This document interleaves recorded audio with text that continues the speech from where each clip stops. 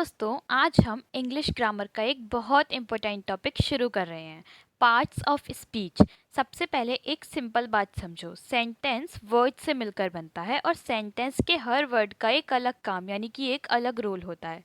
इसी को हम पार्ट्स ऑफ स्पीच कहते हैं। मतलब सेंटेंस में वर्ड्स के अलग अलग काम को पार्ट्स ऑफ स्पीच कहते हैं। एक सिंपल सेंटेंस लेते हैं, जैसे कि रिया ईट्स अ मैंगो। अब हम देखेंगे कि इस सेंटेंस में कौन सा वर्ड क्या काम कर रहा है। तो नाउन देखते हैं इसमें क्या है। जैसे कि सबसे पहले रिया और मैंगो को देखते हैं। ये क्या है? ये है नाम है। किसी पर्सन का हो सकता है नाम, किसी प्लेस का, या फिर किसी एनिमल का भी हो सकता है, या फिर किसी थिंग का नेम भी हो सकता है। तो किसी भी पर्सन, प्लेस, एनिमल या थिंग के नाम को ही नाउन कहते हैं। तो जिसको हिंदी में संज्ञा कहते हैं। एग्जाम्पल, रिया, बॉय, सिटी, मैंगो। अब रिया एक लड़की का नाम है, बॉय एक लड़के को कहते हैं, और सिटी शहर को कहते हैं, मैंगो एक फ्रूट का नाम है। दैट्स वाई ये सभी नाउन हैं। अब हम जानते हैं प्रोनाउन। अगर हम बार बार रिया रिया रिया बोलते रहेंगे तो सेंटेंस अजीब लगेगा। इसीलिए हम रिया की जगह शी या फिर हिंदी में वह का यूज़ करते हैं। जैसे कि रिया इज़ हैप्पी देन, या फिर शी इज़ हैप्पी। जो वर्ड नाउन की जगह यूज़ होता है उसे ही प्रोनाउन कहते हैं। तो एग्जाम्पल हैं इसके, ही, शी, इट। ही यूज़ होता है लड़के के लिए और शी यूज़ होता है लड़की के लिए। इट होता है किसी भी निर्जीव वस्तु के लिए, और दे होता है प्लुरल वस्तु के लिए। और अब हम जानते हैं वर्ब के बारे में। अब सेंटेंस में ईट्स को देखते हैं। ये क्या बता रहा है? ये बता रहा है रिया क्या कर रही है। जो वर्ड काम यानी कि एक्शन बताता है उसे वर्ब कहते हैं। एग्जाम्पल, ईट, रन, प्ले या फिर रीड। यानी कि कोई ईट कर रहा है मतलब कि उसको खा रहा है, यानी कि कोई भी एक्शन हो तो वो एक वर्ब कहलाती है। अब देखते हैं फोर्थ यानी कि एडजेक्टिव को। अगर हम बोलें रिया ईट्स अ स्वीट मैंगो, तो स्वीट क्या बता रहा है? ये मैंगो की क्वालिटी बता रहा है। जो वर्ड नाउन की क्वालिटी बताता है उसे एडजेक्टिव कहते हैं। जैसे कि big, small, sweet, red, etc. जो किसी भी नाउन की क्वालिटी को दर्शाता है उसे ही हम एडजेक्टिव यानी कि विशेषण कहते हैं। अब हम जानेंगे एडवर्ब के बारे में।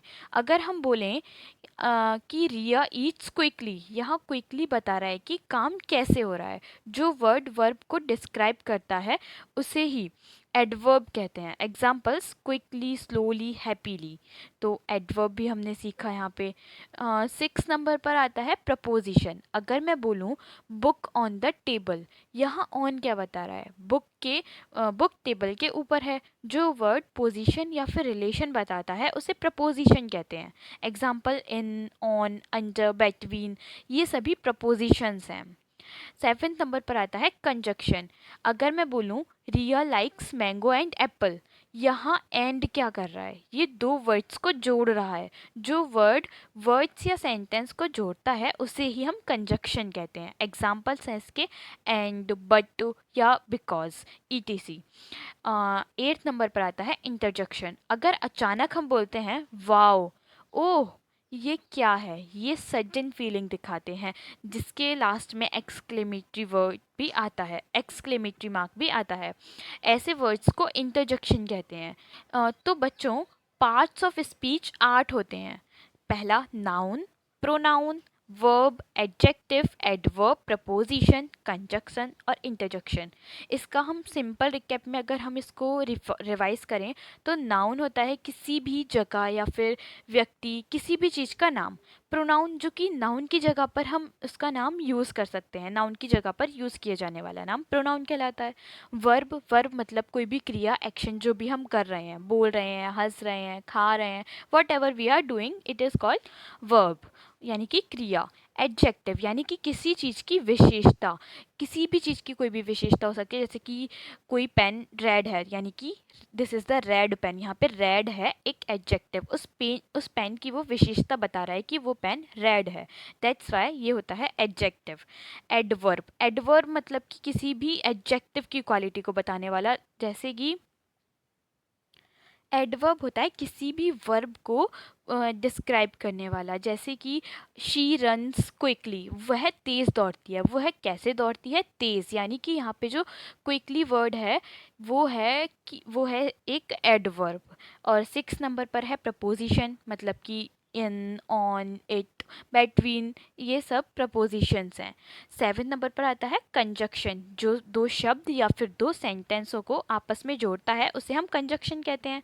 8 नंबर पर आता है इंटरजेक्शन। इंटरजेक्शन में होता है इंटरजेक्शन में अचानक बोले जाने वाले भाव को वो शब्द जो प्रकट करते हैं वो इंटरजेक्शन होते हैं, जो कि जिसमें एक्सक्लेमेशन मार्क भी लास्ट में लगता है। तो सेंटेंस में वर्ड्स के अलग अलग काम को पार्ट्स ऑफ स्पीच कहते हैं।